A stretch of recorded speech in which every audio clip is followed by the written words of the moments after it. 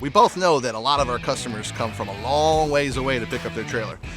I wanted to give those people an idea of what the process was when they came to pick up their trailer. What you would simply do is you have your invoice ready and you go to the front desk, hand over your invoice. They'll call me up. While me and the customer are handling payment, we will have the tractor pull around the trailer, and once all the payment's done, we'll walk out to your trailer. Then you're going to do a walk around, and you're going to help the customer hook up and answer any questions they have? Oh yeah, we'll handle any questions and anything, basically showing how you take care of your trailer throughout the years. Preventative maintenance kind of stuff. Exactly. Right, and how long does all this take? Usually about 25-30 minutes. That's not too bad. And what time of day should they show up? Do you have a recommendation for that? Yes, earlier is always better. Yeah. For sure.